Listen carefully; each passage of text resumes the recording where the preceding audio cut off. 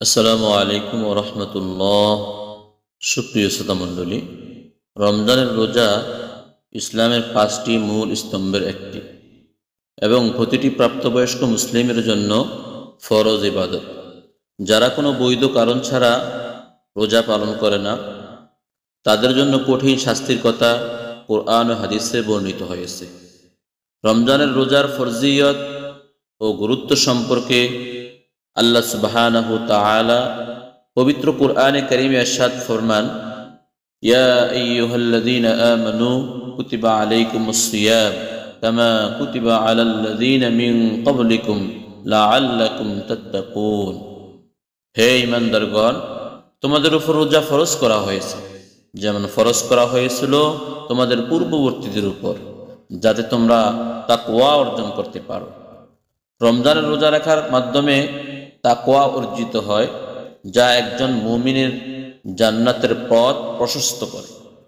রোজা না রাখার কঠোর শাস্তি সম্পর্কে আল্লাহ রাব্বুল আলামিন কোরআনে কারীমের অন্য আয়াতে ইরশাদ ফরমান, ওয়ামান ইয়াসিল্লাহা ওয়া রাসূলাহু ওয়া ইয়াতাআদ্দা হুদুদাহু ইদখিলহু নারান খালিদান ফিহা ওয়া লাহু আযাবুম মুহিন।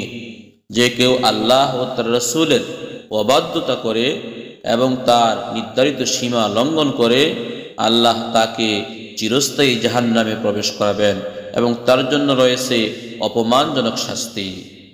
রমজানের রোজা ফরজ বিদায় এটি না রাখা আল্লাহর আদেশ অমান্য করার শামিল, যার শাস্তি অত্যন্ত ভয়ঙ্কর। নবী সাল্লাল্লাহু আলাইহি ওয়াসাল্লাম হাদিসের মধ্যে রোজা পরিত্যাগকারী সম্পর্কে, তার শাস্তি ও আযাব সম্পর্কে কঠোর হুঁশিয়ারি দিয়েছেন। রাসূলুল্লাহ সাল্লাল্লাহু আলাইহি ওয়াসাল্লাম বলেছেন যে বিনা ওযরে রোজা পরিত্যাগ করবে তাকে জাহান্নামে ঝুলিয়ে রাখা হবে। আবু উমামা বাহিলি রাদিয়াল্লাহু তাআলা আনহু থেকে বর্ণিত, তিনি বলেন, রাসূলুল্লাহ সাল্লাল্লাহু আলাইহি ওয়াসাল্লাম বলেছেন, আমি স্বপ্নে দেখলাম কিছু মানুষকে তাদের পায়ের গোড়ালির উপর ঝুলিয়ে রাখা হয়েছে, তাদের মুখ, চেহারা এবং তা থেকে রক্ত গড়িয়ে পড়ছে। আমি জিজ্ঞেস করলাম, এরা কারা? তখন বলা হলো, এরা ওই ব্যক্তি যারা সুস্থ থাকায়ও রোজা পালন করত না। জাহান্নামের আরো কঠিন শাস্তি সম্পর্কে রাসূলুল্লাহ সাল্লাল্লাহু আলাইহি ওয়াসাল্লাম বলেছেন, যে ব্যক্তি রমজানের একটি রোজাও কোনো বৈধ কারণ ছাড়া ত্যাগ করবে, সে যদি আজীবন রোজা রাখে তবুও সে এর ক্ষতিপূরণ করতে পারবে না।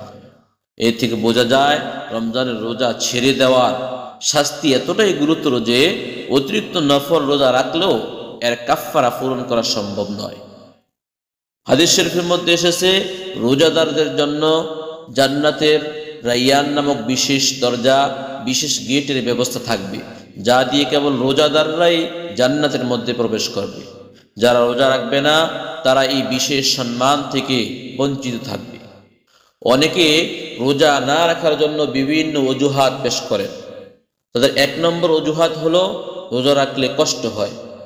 আল্লাহ রাব্বুল আলামিন এই প্রসঙ্গে বলেন, লা ইউকাল্লিফুল্লাহু নাফসান ইল্লা উসআহা, তার সাধ্যের বাহিরে কোনো হুকুম প্রদান করেন না। যদি কেউ অসুস্থ বা সফরে থাকে তাহলে সে পরে কাজা করতে পারবে, কিন্তু সুস্থ মানুষদের জন্য রোজা না রাখার কোনো অজুহাত নেই। অনেকে আবার বলেন, রোজা না রাখলেও ভালো কাজ করলে জান্নাত পাওয়া যাবে। আল্লাহ রাব্বুল আলামিন এই প্রসঙ্গে বলেন, আফাতুমিনুনা বিবাদিল কিতাবি ওয়া তাকফুরুনা বিবাদ, তোমরা কি কিতাবের এক অংশ মানবে আরেক অংশকে অস্বীকার করবে? ইসলামের বিধান মতো চলতে হবে পূর্ণভাবে, নিজের ইচ্ছা মতো নয়।